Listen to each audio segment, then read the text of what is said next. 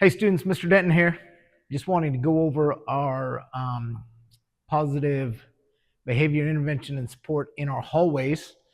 We've got posters hanging up around the school, and in our hallways, a way to be respectful is to keep moving and to use respectful and appropriate language. To be responsible, we show that by moving directly to your next class and using your indoor voices. And to be safe, you want to wear your school ID and always keep the hallways clean. Alrighty, students, we are now in one of the bathrooms and our PBIS for the restrooms and the locker rooms.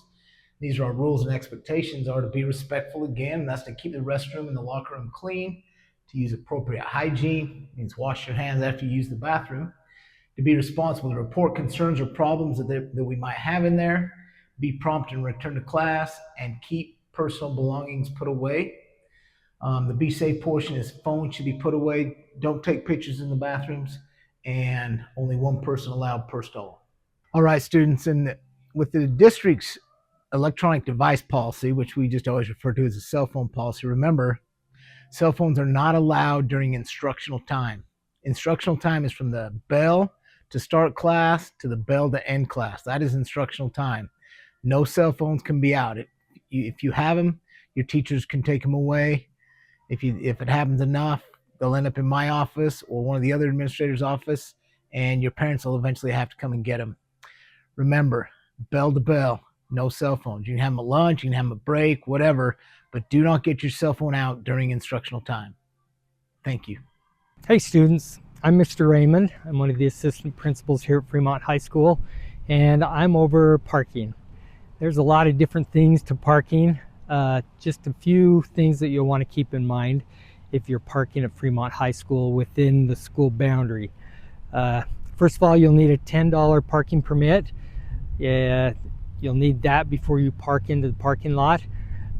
Otherwise, you may get a ticket back here. So if you park back here and you don't have a window sticker that you purchased from our bookkeeper, then you'll be issued a ticket by one of the administrators or our resource officer.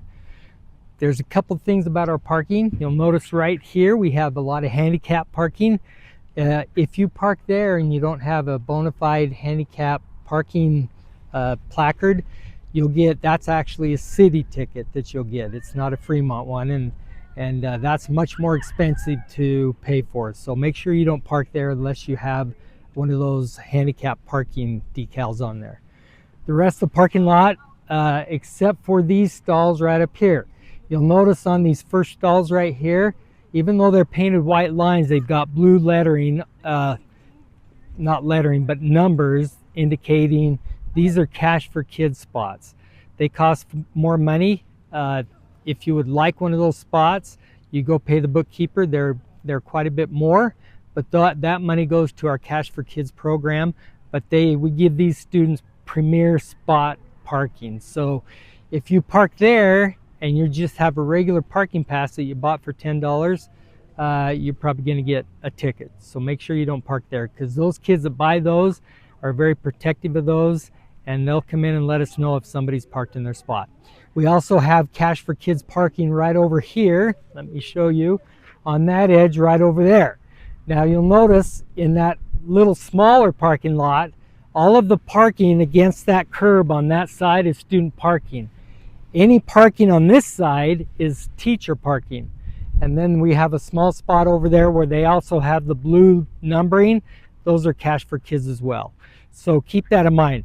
Couple things. Talk about tickets. If you are doing burnouts in the parking lot, if you're not safe, if you're riding on top of a car, you may get a city ticket. So just be safe here. Keep in mind we have a lot of students that come in and out of this parking lot. You want to keep in mind we want it to be safe. So if you're a student and experience something unsafe, come let us know.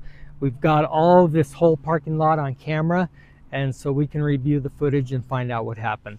If you decide you don't want to pay for a parking pass, but you're driving, anywhere out there on the curb on the road is free parking. That's city. That's not Fremont High School, so you're welcome to park there.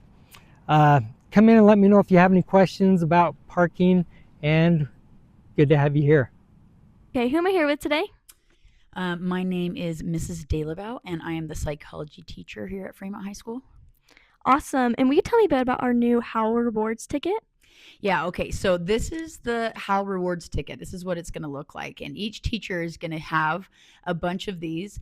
And the intention of these is when a teacher sees you doing something in the hallways, they catch you doing something that we are looking for, some behaviors that we're looking for, they're going to hand these to you and give it to you. And then you are going to take this down to the office.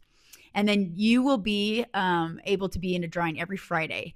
And they're going to give different rewards for students that get these tickets. So if you look at it, the ticket says responsible, respectful, and safe. These are the 3 expectations, and these are the behaviors that we're looking for as students. So the teachers will be out in the hallways. They'll be looking for you at games or any extracurriculars.